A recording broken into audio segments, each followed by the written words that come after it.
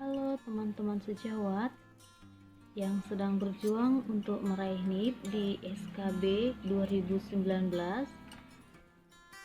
Selamat datang di Wandiko Huta Barat Channel. Nah, di sini kita akan membahas soal-soal tentang etika keperawatan.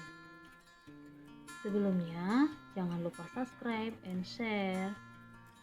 Oke, kita mulai ya. Soal nomor 1. Pernyataan yang komprehensif dari bentuk tugas dan pelayanan dari profesi yang memberi tuntunan bagi anggota dalam melaksanakan praktek bidang profesinya, baik yang berhubungan dengan pasien, keluarga, masyarakat dan teman sejawat, profesi dan diri sendiri disebut. Dan jawabannya adalah D. Kode etik keperawatan. Soal kedua. Seorang ibu yang meminta perawat untuk melepas semua peralatan medis termasuk selang yang terpasang pada anaknya yang baru berusia 14 tahun dan telah mengalami koma selama 8 hari.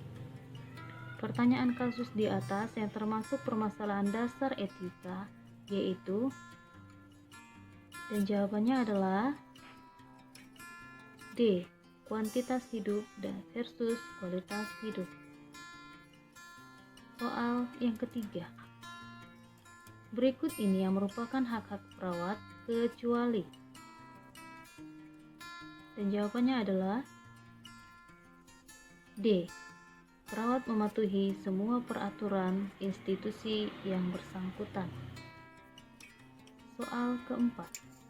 Etika profesi keperawatan merupakan alat untuk mengukur, dan jawabannya adalah A. Perilaku moral dalam keperawatan.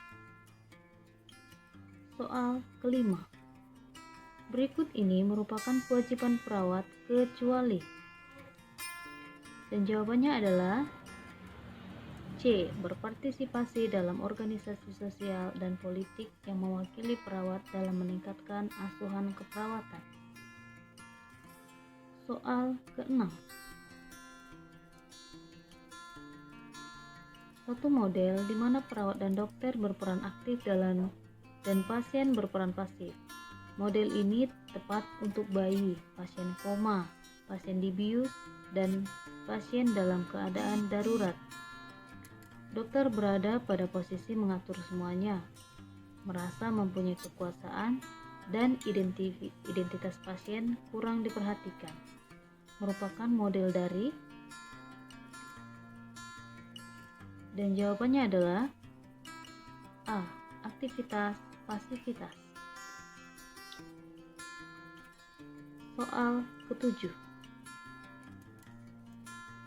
Ketika klien berusia lanjut menolak untuk mengenakan tongkat atau alat bantu lain sewaktu berjalan karena ia ingin berjalan dengan bebas. Pertanyaan di atas yang termasuk permasalahan dasar etika yaitu, dan jawabannya adalah A. Kebebasan versus penanganan dan pencegahan bahaya. Soal ke-8. Praktik keperawatan profesional mempunyai ciri-ciri sebagai berikut, kecuali, dan jawabannya adalah C. Pengambilan keputusan tergantung dokter. Soal ke-9. Apa yang dimaksud dengan regularisasi keperawatan? Dan jawabannya adalah B. Kebijakan atau ketentuan yang mengatur profesi keperawatan dalam melaksanakan tugas dan profesinya dan terkait dengan kewajiban dan hak. Soal ke-10. Berikut ini termasuk kriteria kualitas asuhan keperawatan adalah, dan jawabannya adalah E. Memberikan keuntungan yang sebesar-besarnya bagi perawat. Soal yang ke-11. Organisasi yang berwenang mengeluarkan SIP, SIK, dan SIPP adalah, Dan jawabannya adalah D. Dinkes setempat. Soal ke-12. Menteri Kesehatan nomor 647 tahun 2000 mengatur tentang, dan jawabannya adalah A. Registrasi keperawatan. Soal ke-13. Fungsi organisasi profesi dalam pelayanan keperawatan kecuali, dan jawabannya adalah E. Menyusun rencana undang-undang praktik perawat. Soal ke-14. Peran organisasi profesi sebagai berikut kecuali, dan jawabannya adalah A. Pembinaan, pengembangan, dan pengawasan home care. Soal ke-15. Menghentikan atau mencabut segala tindakan atau pengobatan yang sedang berlangsung untuk mempertahankan hidup pasien merupakan eutanasia jenis, dan jawabannya adalah B. Eutanasia pasif. Soal ke-16. Kewenangan praktik keperawatan diatur dalam, dan jawabannya adalah B. Undang-Undang Kesehatan Republik Indonesia Nomor 23 Tahun 1992, Bab 5 Pasal 32 Ayat 2 dan 3. Soal ke-17. Akreditasi STIKAS dilakukan oleh,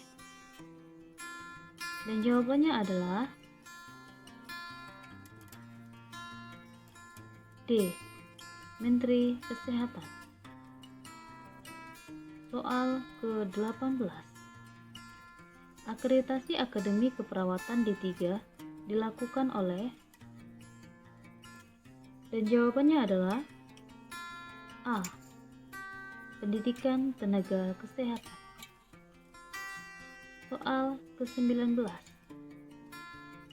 4 aspek yang termasuk kredensial berikut ini adalah kecuali, dan jawabannya adalah B.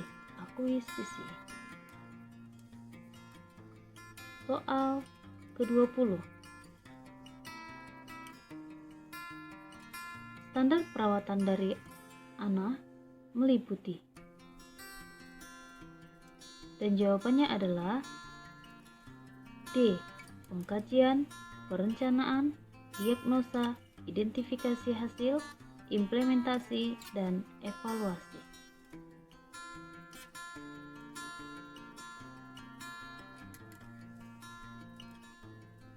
Demikian, semoga bermanfaat.